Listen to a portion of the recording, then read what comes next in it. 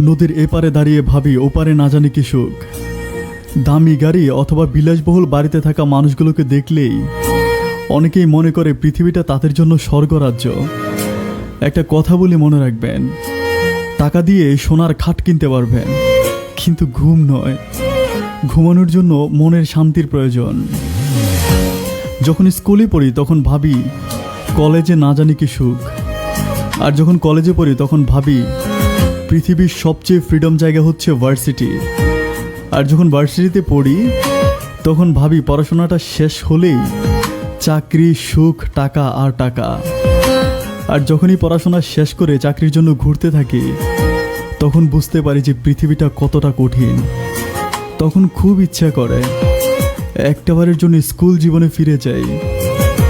সত্যিকার অর্থে পৃথিবীতে কেউ কারো জায়গায় সুখী নয়। সবাই কিছু না কিছু পাওয়া অথবা পেয়ে হারানোর হতাশা নিয়ে বাঁচে। আমরা প্রত্যেকটা মানুষ ভবিষ্যতের উচ্চ সুখের আশায় বর্তমানের সুখটাকে নষ্ট করে ফেলি। জীবন সুখী না, জীবনকে সুখী বানিয়ে নিতে হয়। সুখ দুঃখ দুটি মানুষের অন্তরে বসবাস করে।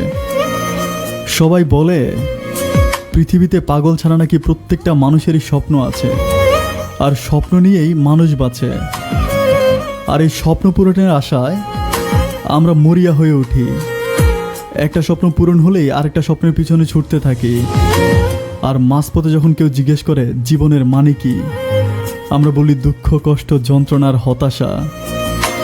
সুখী হওয়ার একটা অদ্ভুত ক্ষমতা আছে মানুষের। এ জগতের সবচেয়ে সুখী মানুষ হচ্ছে সে যে কিছুই জানে না।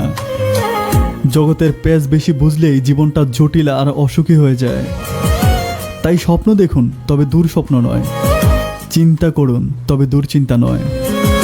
সুখ নিয়ে কণ্ঠশিল্পী আসিফ একটা কথা বলেছিল, সুখ সুখ করে বিছে কাঁদে সবাই সারাক্ষণ, জানে কি নিজের মনে পরিধি আর আয়তন,